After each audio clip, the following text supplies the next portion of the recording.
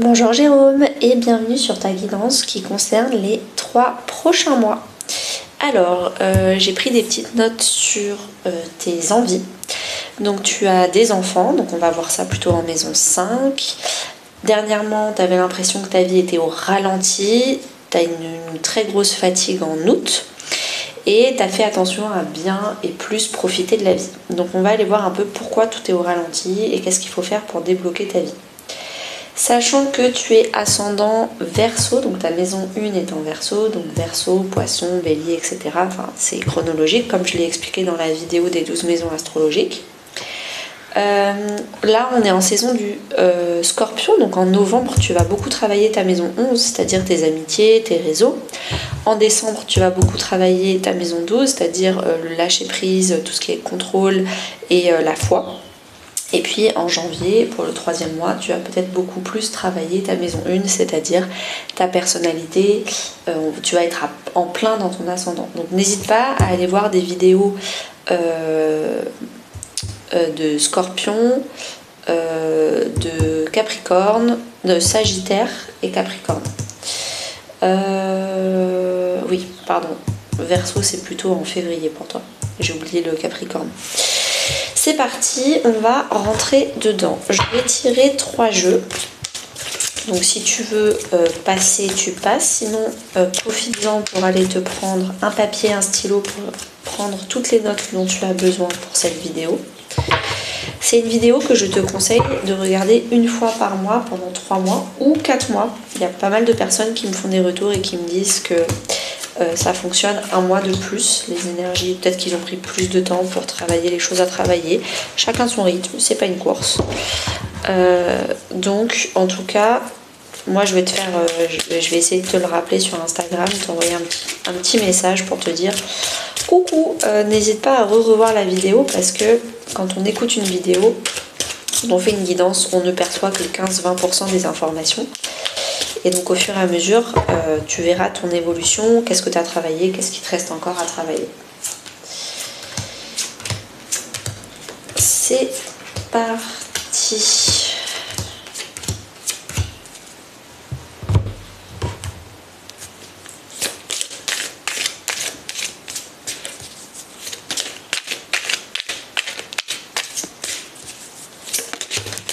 Ouh, ça...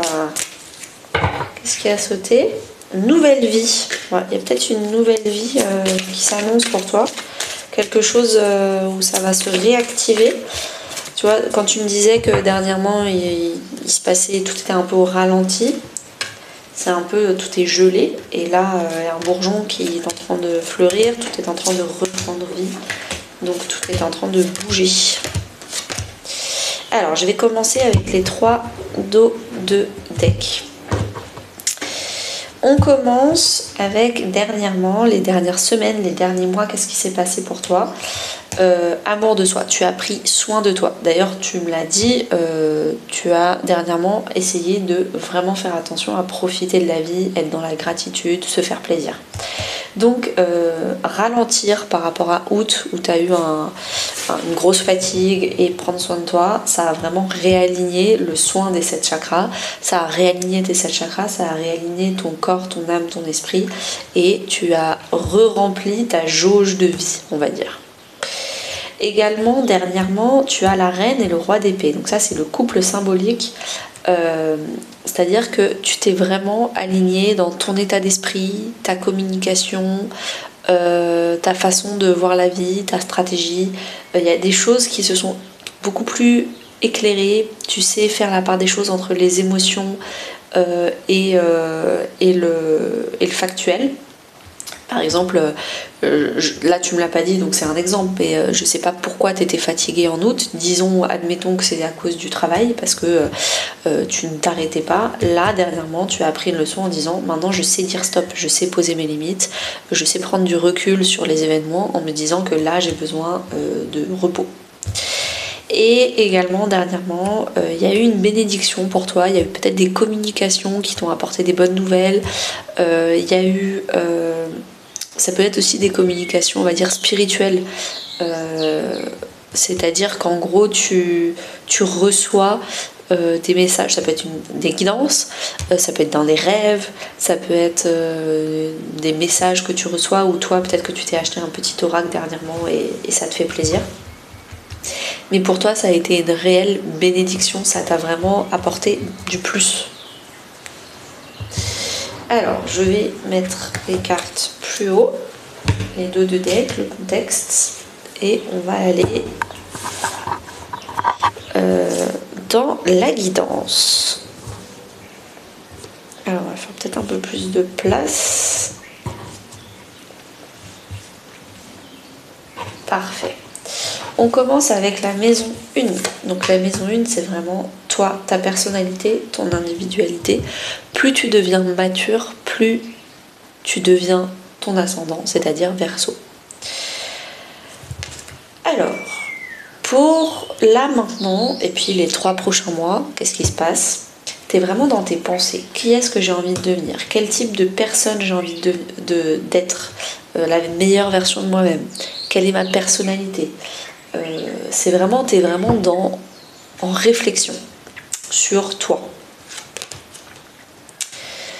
La reine de Pentacle, t'as envie de plus de valeur, t'as envie de plus de... Avec la reine de Pentacle, c'est plus d'estime de soi. On avait l'amour de soi là. Ok, voilà, c'est ça la phrase. Je mérite mieux, je mérite plus. Je suis mieux, je suis plus. Donc pourquoi jusque-là je me suis limitée? Comment je fais pour arrêter de me limiter et mériter plus? Et ça va être tes réflexions. Là, je pense que tu es déjà en plein dedans. Mais tes réflexions pour les 3 prochains mois. Et avec, on a les liens non profonds.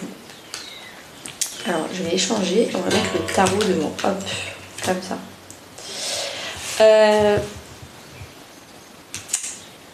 Les liens non profonds, c'est vraiment... Moi, maintenant, je me suis aperçue que je méritais le meilleur, que je méritais de prendre soin de moi, que je méritais plus. Et tout ce qui ne m'apporte pas plus, tout ce qui me tire vers le bas ou qui me fait stagner, qu'est-ce que j'en fais? Et en fait, tu es en réflexion, qu'est-ce qui m'apporte et qu'est-ce qui m'apporte plus? En fait, je l'ai gardé parce que j'avais l'habitude de le garder, mais en fait, ça ne m'apporte plus rien. Ça peut être une personne, mais ça peut être aussi une situation, un objet, ça peut être plein de choses. Et t'es en plein... Pour l'instant, je suis pas sûre que tu es dans les actions. Tu vas pas forcément couper des ponts avec des gens, te débarrasser d'affaires, quitter une situation.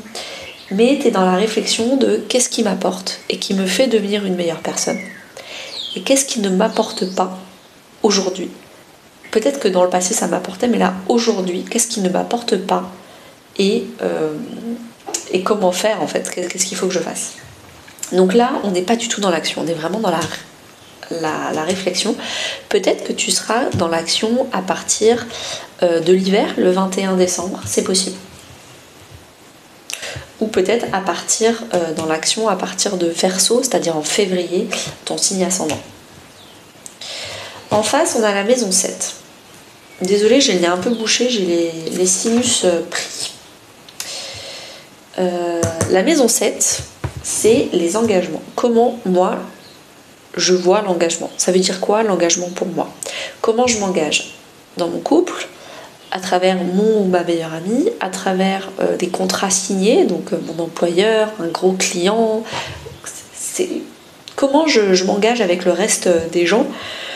Mais la maison 7, c'est vraiment l'engagement en one-to-one. La maison, c'est l'engagement avec des groupes d'amis. Là, c'est vraiment un engagement d'une personne à une personne. On a le yang. Donc, le yang, là, t'agis. Tu vois, là, t'es dans la réflexion, mais là, t'es dans l'action. Tu bouges tes fesses pour tes engagements. Tu bouges tes fesses pour aller... tu fais des choses pour prouver que t'es engagé. Ton meilleur ami, ta meilleure amie, dans ton couple, tu as envie de montrer aux autres par tes actions que tu veux prendre soin d'eux, que tu les aimes, tu rends des services, t'es vraiment, je sais pas si tu connais les 5 langages de l'amour, ça me fait penser à ça. Donc si tu connais pas, c'est un petit livre qui explique les 5 langages où on peut montrer qu'on aime les autres. Et toi, tu es vraiment dans service rendu, les actions, etc. Idéalisation. Peut-être que tu es un peu trop dans je donne mon temps, je donne mon énergie, je donne mes idées, je donne plein de choses.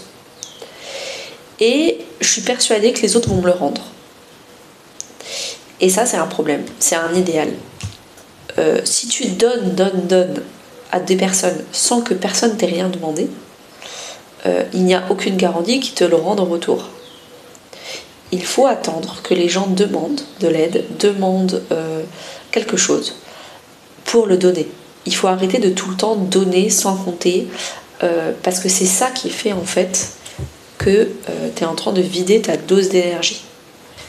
Toi, tu te donnes à toi-même, tu gardes ton temps et ton énergie pour toi, et si on te demande de l'aide, ne pas hésiter à y réfléchir et voir si c'est juste pour toi, bon pour toi, de donner ce temps et cette énergie. Mais là, je pense que tu es dans un excès de yang. N'hésite pas aussi à aller écouter mon podcast Yin et Yang sur YouTube, où tu es dans un excès de don, et toi, le problème, c'est que tu ne reçois pas en retour. Et ben voilà, on a la confirmation, le 5 de coupe, c'est la blessure d'abandon. Tu as la blessure d'abandon, pareil, j'ai fait un podcast si ça t'intéresse. Tu as la blessure d'abandon, c'est quelque chose qui est très commun, on va dire, mais en gros, tu t'abandonnes toi pour faire plaisir aux autres, pour donner aux autres, pour valoriser la vie des autres, pour faire avancer la vie des autres, mais du coup, la tienne, elle avance pas. Parce qu'en fait, toi, tu t'es oublié dans le process. Et c'est pour ça que tu me dis que ta vie, elle est au ralenti, qu'il se passe rien, parce que tu passes ton temps à donner ton temps, ton énergie et tes idées à la vie des autres, pour que les autres avancent dans leur vie. Et tu es persuadé que comme toi t'as donné, les autres aussi vont te donner en retour. Mais là, tu rentres dans des relations d'interdépendance, et c'est pas bon. Et non, les gens vont pas te rendre à la hauteur où toi tu as donné. Parce que comme tu as la blessure d'abandon, tu donnes beaucoup trop. Et les gens n'ont pas le temps et l'énergie de te donner autant que toi tu donnes. Les gens n'ont pas envie de vider leur dose d'énergie. Et heureusement qu'ils ne le font pas. Toi, c'est à toi d'apprendre à arrêter de donner autant aux autres pour te donner à toi-même. La maison 2. La maison 2, c'est vraiment la valeur. Donc ton estime de soi, c'est marrant parce que tu as la carte de l'estime de soi dans ta maison 1. Donc, on va voir ce que tu as dans ta maison 2. Donc la carte de l'estime de soi, tu as le corps, donc le sport, l'alimentation, est-ce que tu prends soin de toi ou pas. Tu as l'estime de soi aussi, c'est la valeur financière de ta vie, donc comment ça va financièrement. Généralement, quand on passe son temps à donner et qu'on ne sait pas recevoir, qu'on n'arrive pas à recevoir des autres, financièrement, c'est un peu bloqué. Le flux ne circule pas. Donc on va aller voir ça. Alors, peut-être que tu es en train de préparer un marathon, ou en tout cas, en termes sportifs, tu es en train d'avancer. Je vois un challenge sportif, je vois tu manges bien, tu vérifies tes temps, etc. Si ça n'a rien à voir avec le sport, peut-être que c'est un régime, tu veux maigrir, etc. Mais en tout cas, j'ai l'impression qu'avec le drapeau, tu t'es fixé un objectif. Alors ça peut aussi être un objectif financier. Je veux cet objectif, je veux ça, je veux atteindre ça et je veux bouger. Le lien au père. Le lien au père, c'est l'estime de soi. Le lien à la mère, c'est la confiance en soi. Donc on est en plein dans le thème. Là, tu es en train, symboliquement parlant, psychologiquement parlant, émotionnellement parlant, de couper le lien à la validation de ta famille pour faire tes propres choix financiers, tes propres choix corporels, tes propres choix d'estime et de valeur. Tu arrêtes de faire des choses pour rassurer ta famille, pour faire plaisir à ta famille, pour aller dans le sens que eux ils ont toujours voulu pour toi. Ils ont toujours voulu pour toi que tu épargnes, et toi en fait tu es plutôt dans l'investissement. Mais pour eux c'est hyper risqué, il faut pas faire l'investissement, c'est trop risqué, blablabla. Là tu es en train de couper un peu le cordon ombilical et de faire ce que toi tu sens qui est juste pour toi. Et si tu sens que tu es amené à faire des investissements qui sont plus risqués, tu le fais. Donc il y a vraiment le fait de tu deviens ton propre père, tu te donnes ta propre validation de valeur, de finances. Le 5 de bâton, encore un 5. Les 5 c'est le changement, c'est le chaos pour accéder, c'est un bouleversement, le chaos, pour accéder à quelque chose de nouveau. Donc là, avec le 5 de bâton, on est sur le côté, comment dire, il y a de la colère. Je pense qu'il y a un côté un peu l'adolescent qui se rebelle. Alors je sais que t'es pas adolescent, je sais que t'as des enfants, voilà. Mais il y a le côté, j'ai encaissé des choses dans mon enfance, des modèles, des choses, une voie à suivre que ma famille m'a fait persuader que c'était que cette voie-là à suivre, sinon le reste c'était pas bien. Et là, avec le 5 de bâton, c'est un peu la crise d'ado. Je me rebelle, je me déconditionne. Et j'avance, je vais loin. Je me déconditionne de mon père ou de ma mère, mais là il y a le père. Mais je me déconditionne de ce qu'il représente, de ce qu'il m'a inculqué, je refais ma propre éducation, je me rebelle et c'est pas forcément... J'aime bien le mot se rebeller en fait. Tu te rebelles dans un conditionnement qu'on t'a donné. Et il est jamais trop tard pour se rebeller. Et malheureusement, il y a des gens qui meurent à 99 ans et qui n'ont jamais eu l'opportunité ou même le courage de se rebeller. Et là, tu es en train de le faire dans ta maison 2. La maison 2, on l'a vu, c'est je mérite. Et là, ce qu'on avait vu en maison 1, c'est je mérite plus, je mérite mieux. Donc peut-être une des questions qui vient là naturellement, c'est je mérite plus que ma famille a eu, je mérite mieux que ce que mon père veut pour moi. Ça, c'est des questions peut-être qui viennent.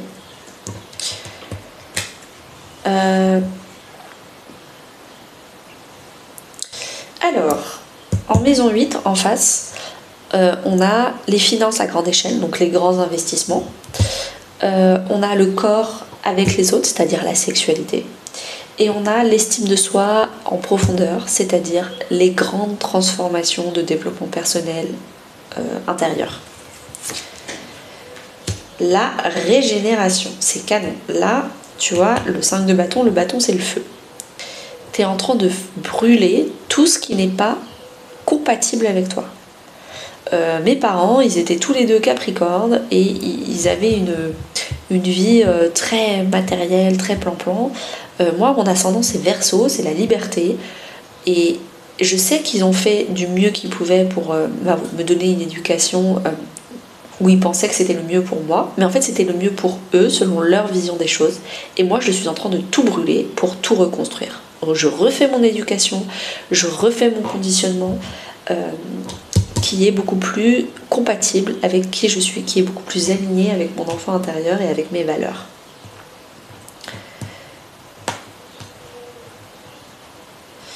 Ok, qu'est-ce qu'on a d'autre avec la régénération? Le sentiment de rejet. C'est ça. Jusque-là, je fuyais ce qui était bon pour moi parce que je pensais que j'étais pas à la hauteur, que c'était pas bon pour moi, que j'allais systématiquement vers des choses qui n'étaient pas compatibles avec moi et je rejetais les choses qui étaient bonnes pour moi. Et là, je suis en train de travailler ma blessure de rejet et je vais vers des choses qui sont bonnes pour moi. Je mets les efforts nécessaires et le courage nécessaire pour aller vers les choses qui me font rêver, qui me font briller la rétine. 7 de Pentacle, je travaille et je suis patient pour récolter plus tard. Il est temps de mettre des efforts au bon endroit. Encore une fois, tu me disais que ta vie était au ralenti. Pourtant, tu n'arrêtes pas de donner avec le yang. Tu passes ton temps à donner, à faire. Si tu fais plein de choses et qu'au bout de 2-3 mois, il n'y a toujours pas de résultat, c'est que tu ne fais pas les choses dans la bonne direction. Et là, c'est quelque chose que tu vas comprendre. Tu vas faire des choses ailleurs pour avoir des résultats. Et là, je parle encore une fois de compatibilité. Quelle est la façon de faire? Quelle est la voie qui est compatible avec toi? Pas celle que les autres veulent pour toi. Et je pense que c'est ça qui va tout changer.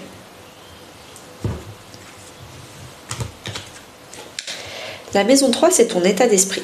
Comment tu vois la vie, le verre à moitié plein ou le verre à moitié vide? Comment tu es curieux autour de la vie? Tu es plutôt très très ouvert d'esprit ou tu es plutôt modéré dans ta curiosité et tu aimes bien avoir des petits rituels, un quotidien très, très répétitif? Comment tu communiques avec les autres? Tu fais des connexions avec les autres? Tu es en lien avec les autres?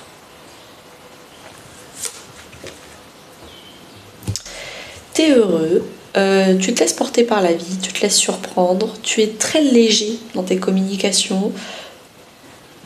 Il n'y a pas de grosses conversations de profondeur, de qu'est-ce que tu penses du sens de la vie, du transgénérationnel ou je sais pas quoi. T'aimes bien avoir des fous rires, avoir des conversations légères, profiter.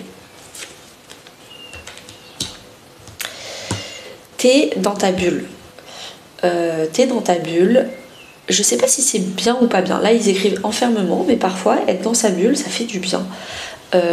Tu vois, t'es dans ta petite bulle, t'es heureux. Les problèmes des autres, t'en as marre, donc tu t'en occupes pas. Et t'es vraiment en train de te construire une bulle de protection, un cocon de lumière et de protection. Donc je vois pas tant, on ira voir ensuite en maison 11, mais d'une manière générale, j'ai l'impression que toi déjà tu travailles ta communication à toi-même. Tu as envie d'être beaucoup plus positif, on a vu que tu voulais mériter plus, mieux. Peut-être que tu transformes un dialogue intérieur qui était exigeant, jugeant, par un discours et un dialogue intérieur beaucoup plus encourageant, positif, bienveillant. Ouais, le jugement, c'est la seconde chance. C'est peut-être, je vois, tu te fais des affirmations positives, tu fais des mantras, tu fais un travail d'hypnose. Il y a peut-être quelque chose là-dessus où tu reconditionnes, encore une fois, on parle de conditionnement, hein, tu reconditionnes ton cerveau avec une façon de voir la vie beaucoup plus positive et un dialogue intérieur beaucoup plus positif. En face, on a la maison 9, donc là, c'est toute la maison 3, mais à grande échelle. Ta philosophie de vie, donc pour toi, réussir sa vie, ça veut dire quoi? Pour toi, être heureux, ça veut dire quoi? Ça veut aussi dire les grandes explorations, les grands voyages spirituels, religieux, si tu es dans la religion, ou même de voyages, on va dire, physiques, avec un billet d'avion concret.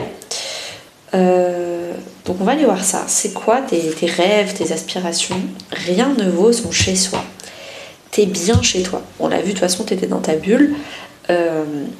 T'as pas forcément envie de voyager, t'as pas forcément envie d'aller voir une autre religion, une autre spiritualité. Tout ce que tu as déjà à t'apporter et ce que tu as déjà en termes de philosophie de vie, de rêve et d'aspiration, tu as déjà tout à portée de main. Donc c'est qu'une question de gratitude, de profiter de tout ce qui est déjà à ta portée. Tu es déjà en train de matérialiser tes rêves. Je sais pas, tu avais des rêves sur une maison, l'immobilier ou faire la décoration. Tout ça, c'est déjà matérialisé. Tu avais rêvé de faire le tour du monde, tu l'as déjà fait. Enfin, t'es en plein dans... Ok, maintenant j'ai déjà tout fait. Il faut juste que je guérisse les maisons 1, 2, 7, 8, parce que la 3, 9, il n'y a que à kiffer, il n'y a que à profiter. Tu vois, tu as laissé tomber le rêve des autres. Tu as laissé tomber le fait d'aider les autres à se construire et à réaliser leurs rêves. Là, tu es en train de réaliser ton rêve, ta vie, tu es en train de profiter dans ta bulle de ton kiff. Le reste, on s'en fout.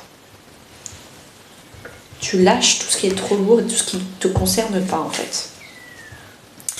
Alors, intéressant, on va aller voir la famille, donc on va aller voir le lien au père. La maison 4, c'est les 3 foyers. Le foyer, donc la famille, papa, maman, frère et sœur. Ça peut aussi être tes enfants, ton couple, etc. Sachant que là, c'est vraiment le côté famille, qu'est-ce qu'on fait en famille. C'est aussi la famille, on va dire, le foyer intérieur, la stabilité de tes émotions. Est-ce que tu as besoin de validation extérieure? Donc ça c'est typiquement ce qu'on a vu en maison 2. Et puis, ou alors est-ce que tu arrives à te valider émotionnellement seul, par toi-même, à te valider seul. Et ensuite, le troisième foyer, c'est le foyer concret, donc l'immobilier, ta maison, ton appartement, ta décoration. Alors, les destinées. Tu vois, tu sens que tu es appelé à quelque chose d'autre dans ta maison 4. À brûler, à te rebeller pour aller vers ton étoile du berger, vers quelque chose qui te ressemble beaucoup plus. On te parle de sexualité. Alors, peut-être qu'en maison 8, il y a le fait, encore une fois, de brûler pour reconstruire. Donc peut-être qu'il y a un déconditionnement sexuel dans ton foyer, ou un tabou de sexualité à parler avec tes enfants, il y a peut-être un truc là-dessus. Mais la sexualité, c'est peut-être la Kundalini. La Kundalini, c'est l'énergie primitive, vitale. Donc, peut-être, c'est aussi du coup l'énergie avec la sexualité, c'est la créativité. Qu'est-ce que tu vas créer? Alors, peut-être un enfant, mais peut-être aussi un projet, un bébé symbolique. Et tu vois, il y a un peu tout ça. Tu es destiné, tu es appelé à créer quelque chose, à utiliser ton énergie pour toi et ta création, ta créativité, pas pour les autres.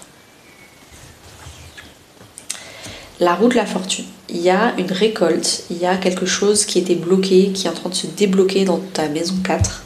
Encore une fois, c'est l'un des 3 foyers ou les 3.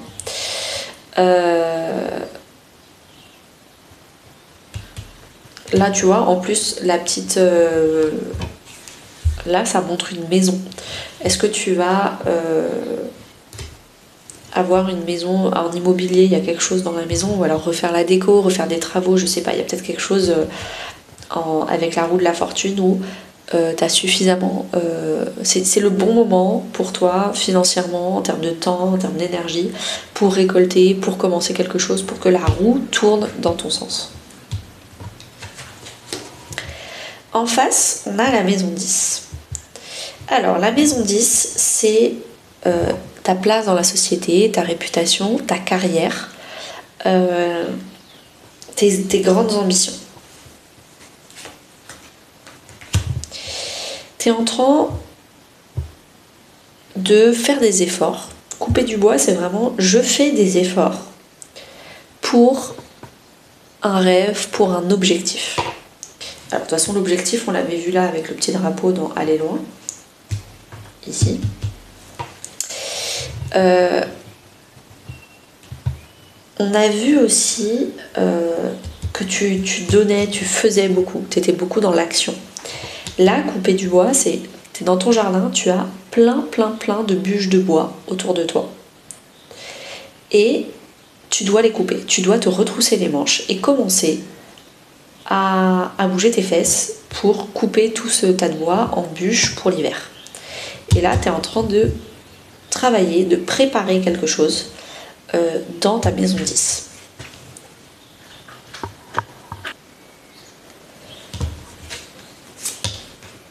La respiration. Tu es en train de faire une pause, de respirer, de souffler, de faire le vide. Encore une fois, on a un peu la notion de bulle.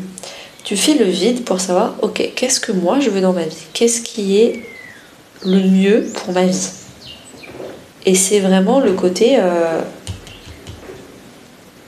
tu essayes de faire le vide pour savoir dans quelle direction il faut que tu avances. Avec, on a le 9 de bâton, le 10, la fatigue. Je pense que c'est au niveau carrière que tu es fatigué depuis août. Tu me disais que tu avais une grosse fatigue depuis août. Tu m'as pas dit pourquoi, mais moi je pense que c'est la carrière, vu qu'on est en plein dans la maison 10. Tu as besoin de respirer, tu as besoin peut-être de lever le pied, de lâcher du lest, d'arrêter de travailler pour une compagnie qui n'est pas la tienne, pour un projet qui n'est pas le tien. Tu as l'impression de faire avancer quelque chose où toi en fait ça ne te remplit pas. Toi tu donnes mais tu reçois pas à juste hauteur en retour. Donc c'est peut-être ça. Hein. qu'il va falloir retravailler. Ou en tout cas, lever le pied et voir ce qui se passe déjà. Parce que là, on a la carte le 9 de bâton, c'est la fatigue, la résilience. Je suis épuisée, mais je continue. Il faut tenir bon, il faut y aller, il faut... Et là, les 3 prochains mois, tu vas tenir, mais ça va être sur le fil du rasoir. La maison 5, donc les enfants. On va voir ce qui se passe avec tes enfants. La créativité, toi, tes plaisirs, tes loisirs. Comment tu utilises tes dons et tes talents.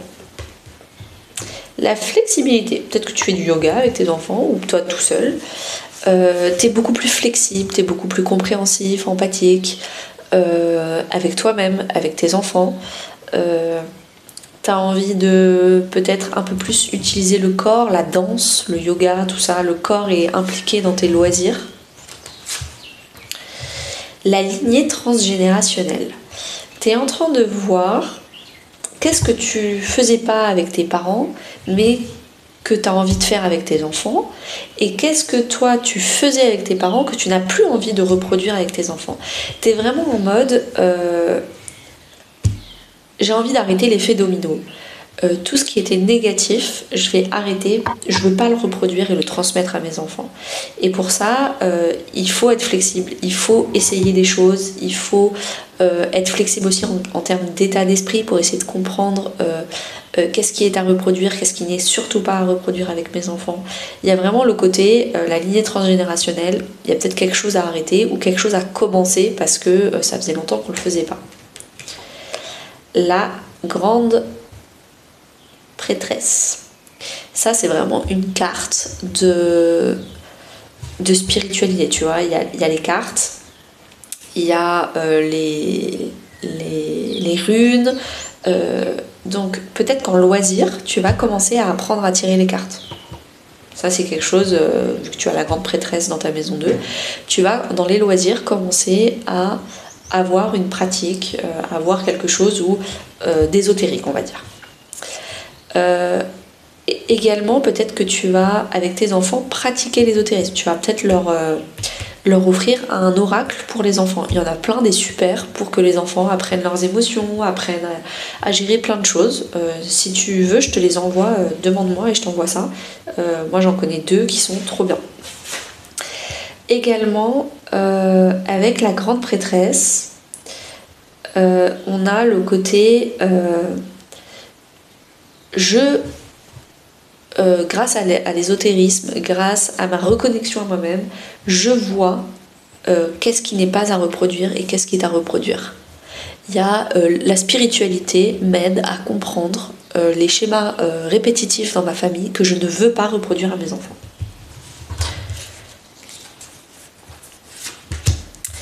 Alors, en face, on a la maison 11. Donc, on a vu que là, en novembre, tu allais beaucoup travailler ta maison 11. Donc, la maison 11, c'est la maison des réseaux. Donc, les réseaux d'amis, les réseaux sociaux, les réseaux de collègues que tu vois en dehors du boulot, les communautés, activisme, etc., etc. Tu fais le ménage. On l'avait vu là, tout ce qui est lien non profond. Bah ça dégage en fait. Tout ce qui ne t'apporte pas, tout ce qui te tire vers le bas, tout ce qui te demande de l'énergie mais qui t'en rend pas en retour, tu fais le ménage. Tout ce qui n'est pas... Alors, moi je vois le non-alignement à soi, certes, mais la compatibilité. C'est-à-dire, moi pendant longtemps, je pensais les opposés s'attirent, c'est trop cool d'avoir des gens autour de soi, on n'a pas du tout les mêmes passions, on n'a pas du tout la même façon de penser, je trouve ça hyper riche de partager, c'est hyper curieux, j'aime beaucoup. Sauf que, je te donne mon expérience personnelle, au bout de 10 ans, je me suis aperçue qu'en fait j'étais entourée que de gens qui ne me comprenaient pas. Il y avait toujours forcément un effort pour qu'on se comprenne, il y avait toujours...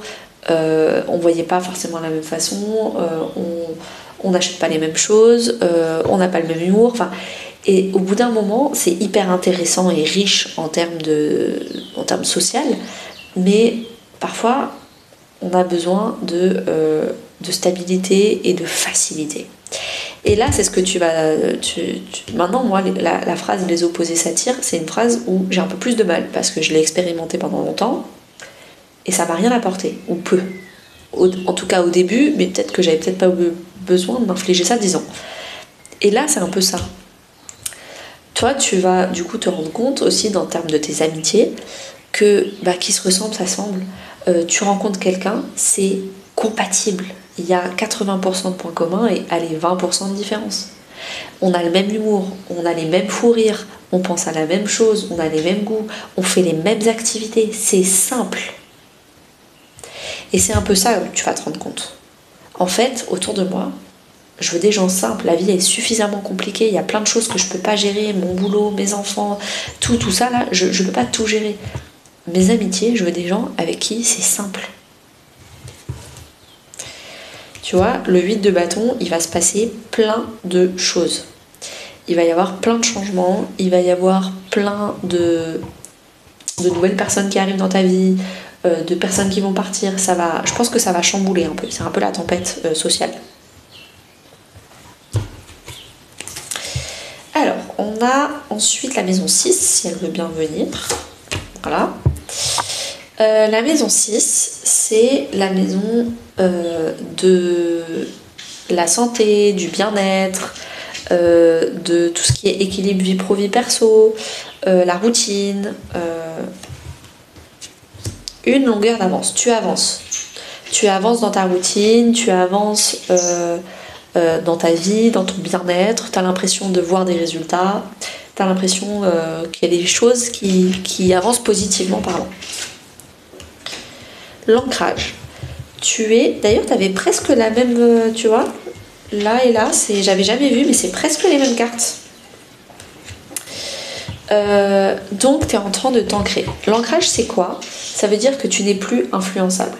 C'est-à-dire, en maison 6, si toi, pour ton bien-être, tu veux faire une séance d'hypnose, tu fais une séance d'hypnose. Si les gens te disent mais non, n'importe quoi, faut que tu ailles voir un psy, ou non, n'importe quoi, faut que tu fasses du yoga. Non, toi, tu es ancré, tu arrêtes d'être influencé et tu fais ce que toi, tu penses être le mieux pour toi.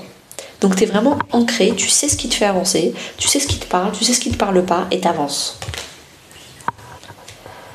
Et les autres, malheureusement, quand ils te conseillent des choses, c'est en fait, ils parlent pour eux, pour leur vie, pour leur compatibilité. Mais toi, vraiment, t'es bien ancré avec toi, tes envies, tes désirs, tes besoins à toi. Avec, on a le 3 de bâton, t'avances, t'as une longueur d'avance peut-être pour préparer quelque chose. Là, ces 3 prochains mois, tu sais que tu veux préparer peut-être un déménagement, peut-être préparer une nouvelle vie, peut-être préparer, tu veux plus de manger bio ou je sais pas quoi dans ta vie. Il y a des choses où tu prépares, le 3 de bâton, c'est la préparation à quelque chose de mieux. Qui dit préparation dit aussi loi de l'attraction. Tu te prépares aussi intérieurement avec des meilleures vibrations pour attirer des vibrations beaucoup plus positives à toi. Ok, dernier, on a la maison 12. La maison 12, c'est vraiment la maison du lâcher-prise. Qu'est-ce qu'il faut que tu arrêtes de vouloir contrôler? À quel moment il faut que tu fasses confiance au divin, Dieu, la vie, la source, les anges, en fonction de tes croyances. Mais il y a des choses qui ne sont pas dans ta zone de contrôle et il faut que tu fasses confiance, que tu aies la foi. Le chaos et le conflit. Il y a pas mal de changements, il y a des choses qui vont beaucoup bouger et tu ne pourras pas tout contrôler. Et s'il y a des choses qui veulent partir de ta vie, laisse-les partir. Laisse ces choses partir. S'il y a des choses qui veulent rentrer dans ta vie, laisse-les rentrer. Il faut que tu t'engages envers toi-même. L'acte d'engagement, c'est envers toi-même. Qu'est-ce qui est le mieux pour moi? Qu'est-ce qui est le mieux pour mes enfants? Et c'est tout. Et moi, j'arrête de donner à des personnes qui me le rendent pas, ou avec qui ça demande beaucoup d'efforts parce que c'est pas compatible, ou avec qui ils sont pas forcément d'accord sur la façon que j'ai de prendre soin de mon bien-être, ou alors qui me pompent mon énergie professionnellement parlant. Voilà, il y a plein de choses où il va peut-être falloir revoir son engagement. Peut-être aussi il va falloir lâcher prise sur dans ton couple ou dans tes relations très fortes, ta maison 7, tes meilleurs amis, tu peux pas contrôler comment les gens s'engagent avec toi. Tu vois, l'engagement c'est la maison 7. Donc il y a quelque chose à lâcher prise en maison 7. Arrête de vouloir absolument donner en espérant recevoir un engagement en retour. C'est pas comme ça que ça fonctionne. Je te conseille vivement d'aller voir mes podcasts sur YouTube. c'est quelque chose qui peut être intéressant.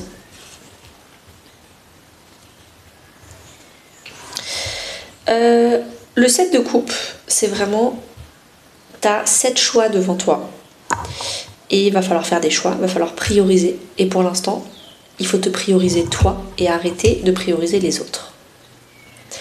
Et pour l'instant, tu priorises tout.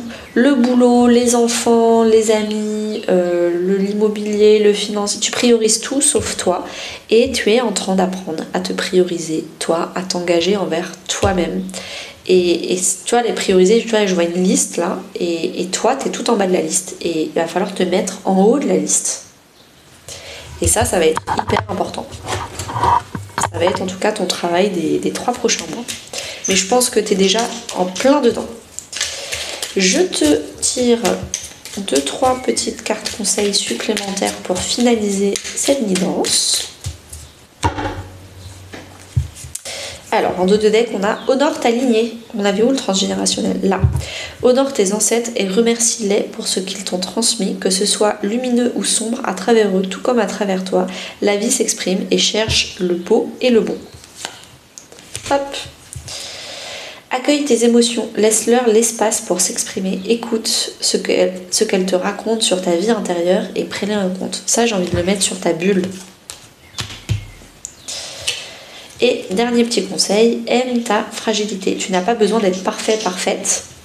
Tes fragilités sont aussi tes forces, elles expriment ton humanité et sont les opportunités pour accéder à la compassion et à la compréhension aimante. Je le mettrai là-dessus. Le yang, tu as forcément obligé de donner de ton temps, de ton énergie. Peut-être qu'il est temps que tu apprennes à demander de l'aide, à apprendre à être vulnérable, à apprendre à être fragile. J'espère que ce tirage t'aura aidé à y voir plus clair. N'hésite pas à revenir vers moi pour la saison prochaine si tu veux une autre guidance. Et à très bientôt!